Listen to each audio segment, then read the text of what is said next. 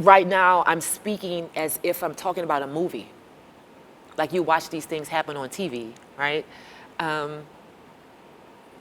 But we actually lived it. Not to mention my people who couldn't leave the city.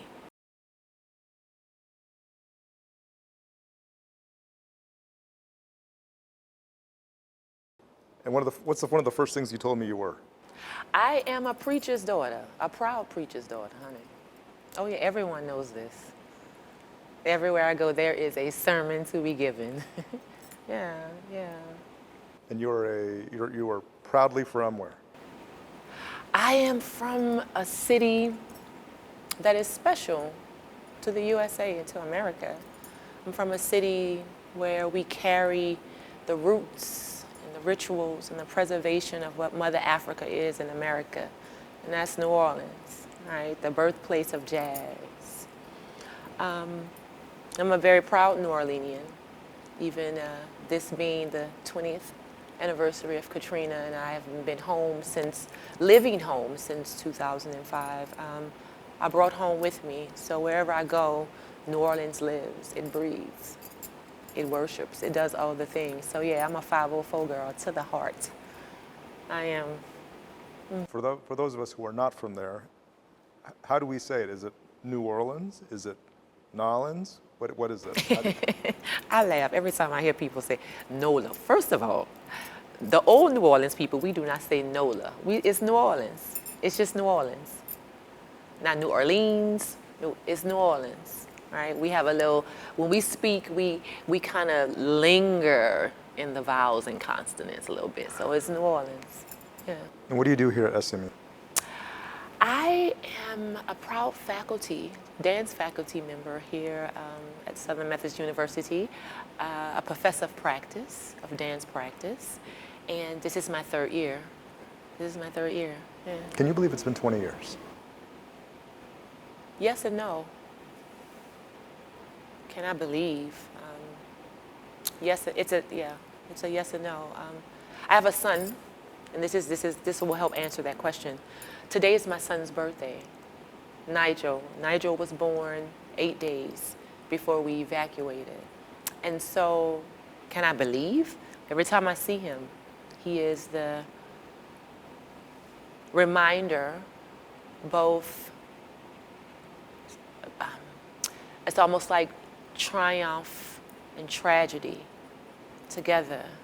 He's a reminder of the moment, the seconds, just having gone through labor,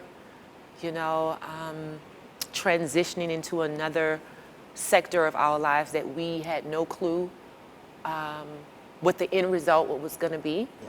Nigel was your first? No, Nigel is my second. My daughter, Ailey, was 6.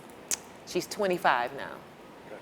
Yes. And so you had Nigel 8 days before Katrina hit? Yes, at Oxner Hospital on Jefferson Davis. Where's family for you? Where was your home?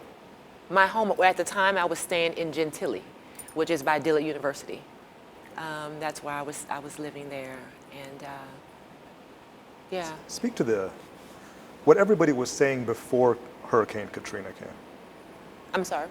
Before Hurricane Katrina hit, what was everybody, was it supposed to be just another storm that came through? Or yeah, child. See, what y'all have to understand is New Orleans is always hit with hurricanes. Now, we never know what category it's going to be, right?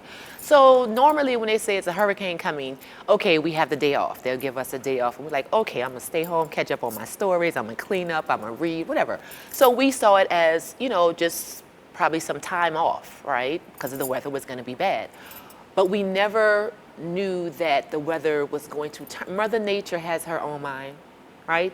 And it just shifted. The category numbers went up. It went from 1 to 2 to 3. 3 made us a little nervous, like, okay, 3, right? When Ray Nagin, the mayor at the time, came on the news, and he pretty much said, pack your stuff now and leave. And if you don't leave by a certain time, you may not be able to get out of the city. And I think that's what For a lot of us, that's what the trigger was. Because many of us weren't going to leave. We were going to stay home and chill and rest. And I had just had a baby. Where did I want to go? I didn't want to go anywhere. I wanted to rest, right? So category Is four. that the stubbornness of of people from New Orleans, or is just? Oh, no, no, no, no, no, no. We're not going to put it on New Orleans people. That's the stubbornness of people, period. Humans, period, right? But as far as my people are concerned, like I said, hurricanes is a part of our everyday life, right? It's not anything unfamiliar to us. It's just that when it hit a certain category, we were told to leave. And so that's when we took it serious. That's when we okay, I guess now a lot of people didn't, right? And if you didn't get out of the city at a certain time, right? They closed the city off, then you weren't going to be able to get out. Then you had some community members who had no way. That's why you had the catastrophe at the Superdome and at the convention center. There were some people that didn't have transportation to get out. And so it was all of these very complex living conditions for people that caused the moments to be the tragedy, right? What did you end up doing? I packed up a bag for my newborn, my daughter, myself, and my significant other at the time, and we left. We were dragging our feet to leave, though, right? We were like, oh, we're gonna go, I don't know, we're gonna, no. And you left knowing you're coming back. Oh, of course. I didn't bring birth certificates. I didn't pack that type of stuff. I didn't pack documents. I packed up a bag for all of us, a cooler with some fruit, some grapes, some cheese, you know what I'm saying? We never thought that we were not gonna be able to come back home. Who thinks that? Who does? Anywhere. And so when we evacuated, we went to Macomb, Mississippi. We just went up the street. Who's there? Well, my significant other at the time, his people were there, but we stayed in a hotel. Now, mind you, Mississippi was hit by bad weather. So we were in a hotel for 2 or 3 days without any electricity. Mind you, I had just had my son. I was breastfeeding. I had a cooler that day by day things were, we were, the food got less and less. Yeah, things were depleting, for sure. Huh. And I just wanted to make sure that my daughter, that she could eat. And I could eat to nourish my son, and my significant other, he couldn't. And so and we got nervous. It was hot. It was hot. It was so hot that I would go and sit in the car with the little gas that we had and just sit in the air conditioner with my newborn and my daughter just for a little bit, just to cool us down, and then go back into the hotel room. What are you thinking about? Because I'm speaking about it. Now, mind you, I've told this story several times, and every time I tell the story, there's a different emotion that is laced. You know, when you put lace over an altar, that is laced over the moment. And right now, I'm speaking as if I'm talking about a movie. Like you watch these things happen on TV, right? But we actually lived it. Not to mention my people who couldn't leave the city. And everyone saw it. New Orleans was like a third world country when you saw it on the screen.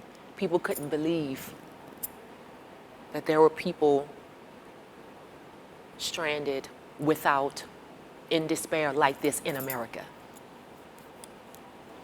What were the images you were seeing?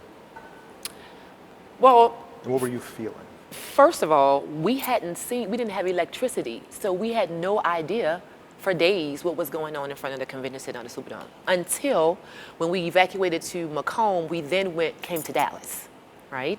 We ended up staying at the, the Wyndham, the Market Center, Wyndham. So mind you, we see cars, we see people, we're all trying, and when we went into the lobby, there was a TV screen, and everybody was watching. Now, mind you, we didn't know what was going. We hadn't seen TV, right? We hadn't seen. And I remember just staring, like becoming a part of the ensemble of people who are also from New Orleans, who also just evacuated, and we were watching the screen as if we were watching a film, a movie. But the most hurtful thing was when you start seeing people you knew in front of the convention center. I saw my professor from SUNO, Southern University. I saw faces of people that I knew that worked in certain areas. Like, you were like, oh, look at, and look. And we were safe. But the most heartbreaking thing is that it was nothing that we could do for them. And we're watching this. We're watching our family, our classmates,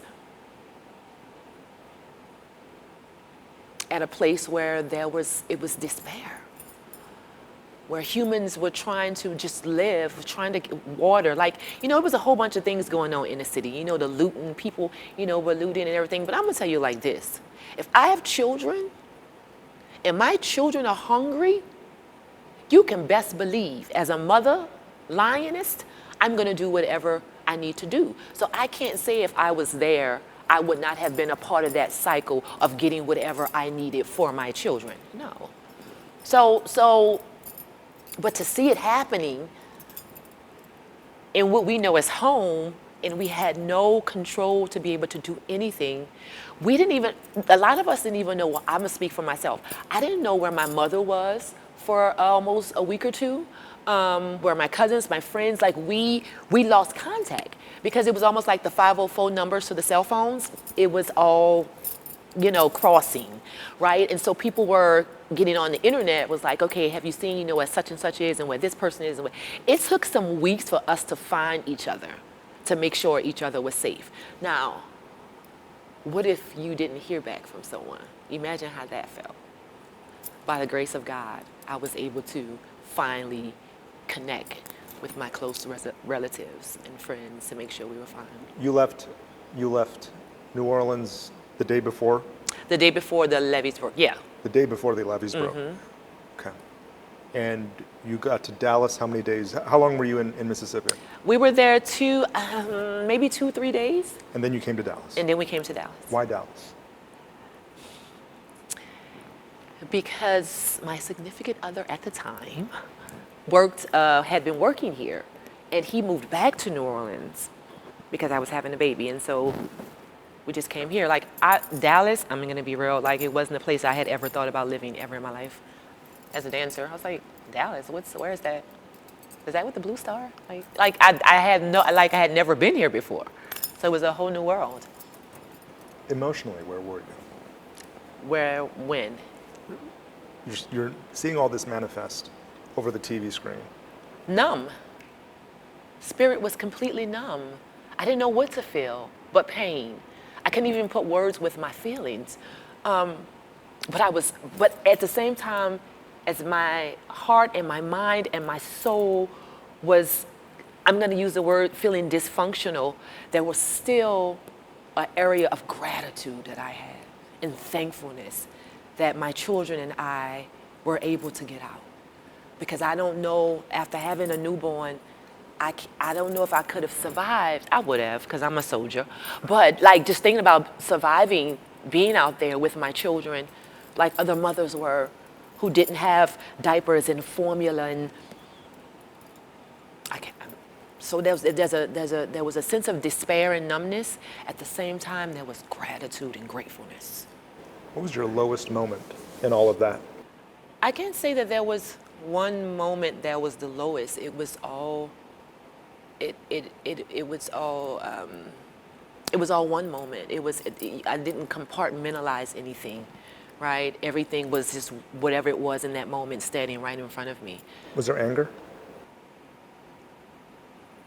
I don't think anger came until months after.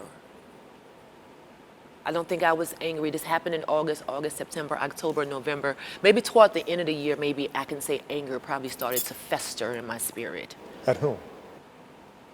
At the fact that I was no longer home and that I was in a new land of not knowing anyone, having to start over at the age that I was at. Like everything, I had to start over with everything in my life.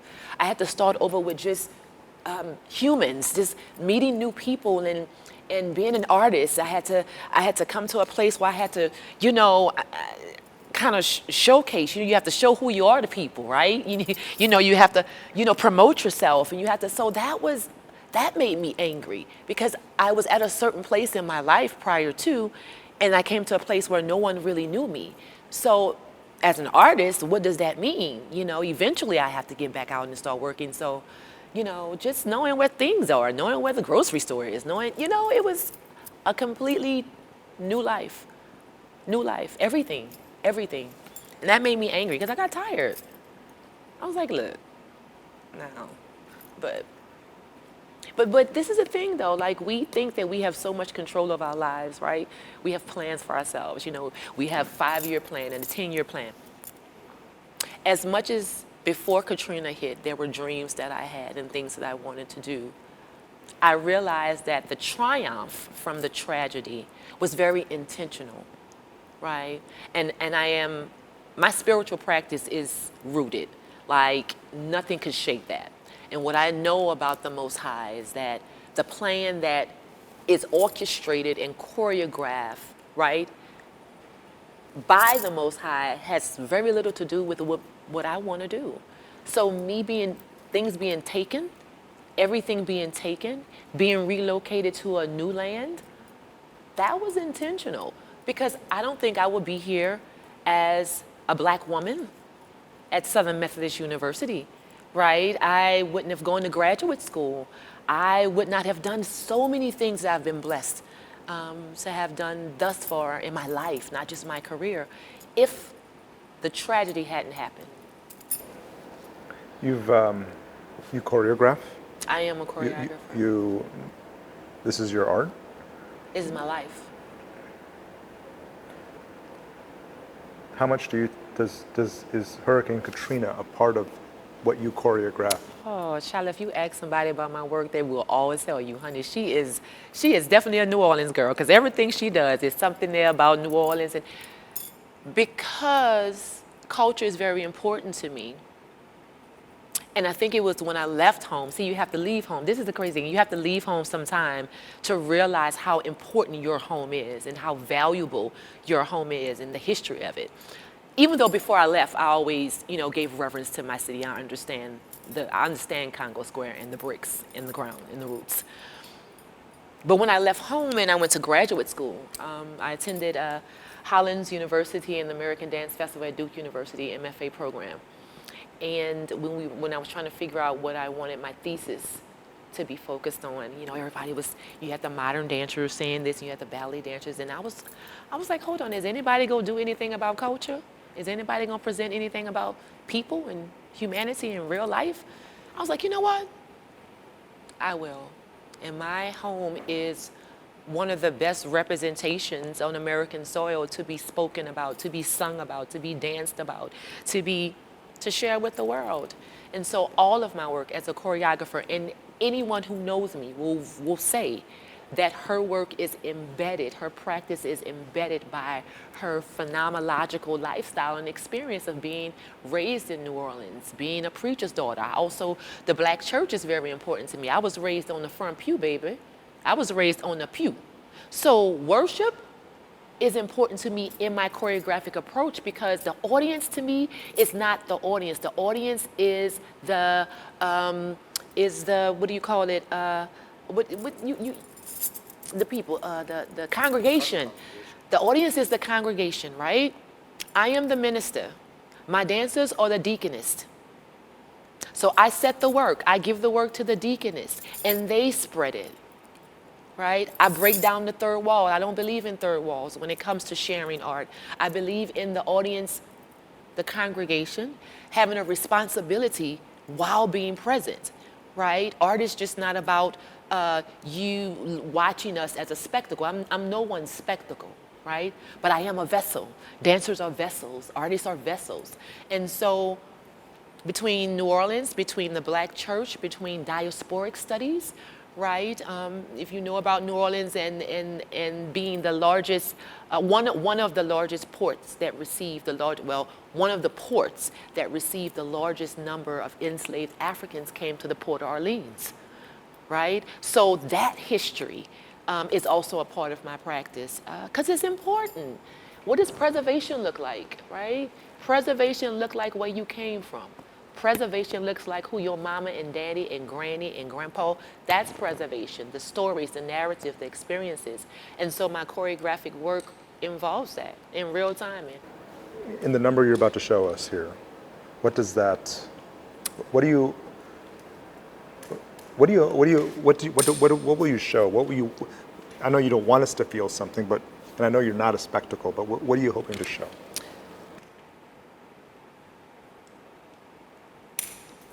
Not being a spectacle doesn't mean that you still can't be used. Being used meaning spiritually, sometimes when spirit intercedes, it doesn't need your permission. And it utilizes you in a very improvisational sense, which is another gem of being from New Orleans, our ability to respond without being taught, right? Music, the improvisation of music, playing what you feel, right? What are you feeling? That's the sound that comes out of the trumpet and the trombone. Dance-wise, we talk about second line culture. Second lines is the processionals you see in the streets and the people are dancing behind the brass bands. Nobody taught them that in a studio. You learn really little. When you learn how to walk, you follow, you look at your big cousin, you look at your aunt, and you start to. So for me, it is important that I allow spirit to lead in whatever I do. And so the improvisation of something is, I didn't make it up. I'm moving in spirit. I'm trusting spirit. And culturally, culture teaches you a lot how to trust things, especially spiritually. So when I start moving, it is what I'm feeling in the moment. So it's not anything I'm putting a 5, 6, 7, 8 to. Yeah. What do you think a lot of families are feeling who've lost people 20 years ago? I will say this. I think one of the issues that a lot of New Orleanians still carry, is a lot of folks haven't gotten therapy to talk about these things, the loss, and the people just kept moving in life. Like those who went back home, those who never left, they just fell back into the rhythm and the flow of the city. And I don't think that psychologically there has been space given to sit and to talk and to vent and to mourn and to. People are still mourning. People are still, PTSD is real, right? Like, honestly, I'm gonna be very honest. All of these documentaries, I am over them. 9/11 didn't get these many documentaries. The Baltimore riots didn't get these. I'm trying to figure out what is it about New Orleans, right? Because I haven't watched any of them. Can't. I can't. Why can't you? Why would I? Something that's still pulling and tugging at my heart and my spirit. I miss my home. Dallas has been good to me. Thank you, Dallas. You have been amazing to me. Dallas opened up the doors, and some amazing things have happened since I've been here. But I miss home. Will I ever go back? I'm not sure, because it's a different New Orleans. It's not the old New Orleans. It's a new New Orleans, right? That hit when you say you miss your home. Well, yes. It's a different breath that you breathe in the city of New Orleans. It's a different scent you smell in the city of. It's a vernacular. It's the way we talk. It's the way we greet each other. It's the way we worship together. We're in Congo Square every Sunday, gathering, drumming, singing, dancing. Like, who is doing that in other places on Sundays in open spaces, right? Like the religious sector of the city, between the black practicing Catholics, and then you have the Baptists, and then there's always there's a communal exchange every single second in our city. There's a festival every 5 seconds, right? We get together. We what's up? What's going on? I missed you. Dallas is so spread out, it took a minute for me to realize I had to drive probably 30, 40 minutes to get somewhere, to be somewhere, right? So not having that close knit of relationship and people, that's a serious adjustment that we all had to adjust to when you left. I know this is a loaded question, but is New Orleans back to the New Orleans you remember? No, sugar, it is not. The New Orleans I remember, we remember, oh no. It's different. Not in a bad way, and I'm not saying oh no in a negative way, but it is different. How is it different? Are you gonna ask me that? I knew it was coming. Feeling safe. The safety of community, the safety of knowing that just as children, they could be children. We used to be outside, right? You just had to be inside when that street light came on, right? Us growing up in high school, like our as a child growing up in New Orleans, it was everything, right? And I'm gonna specifically talk about high school because I attended Xavier Prep High School, which is one of the two all-girl Catholic schools. There's St. Mary's, black, predominantly. St. Mary's Academy and Xavier Prep. And so I attended Xavier Prep, and I wasn't Catholic. I was Methodist, so that was a whole juxtaposition, like what is it? Anyway, that's a story in itself. We went to school dances. We went to the talent show. We went to the, we had, what was it, the Superdome fair. It was so many things that we had as children that was exciting and enjoyable. You can't do those things now? They can be done now, but there's a different type of, I want to say this, and how can I say this? The intentionality with things and why things are done is different now. Does that make sense? Yeah, it does. I wanted to ask you a question. Because this narrative always comes up, that the helpers were there, but the government failed the people. What do you make of that? Of course they did. Of course the government failed the people, as they have done. But in that moment, anytime you send planes that are dropping water instead of landing planes and they're dropping things out of the sky like a third world country, like what were you afraid of? You took so long to it was the late responses for me. It was the people having to wait, people being blocked from trying to leave, it took too long to make decisions. And that's why, one of the reasons why I feel that people suffered. Decisions weren't made fast enough, right? Which caused people to be in a barbaric state. You extended the time of them being in a safer place or them being given what they need to survive in that moment. You took too long. Why did it take so long? This is America. This is in America. This wasn't out of the country, right? This up the street, on the Mississippi.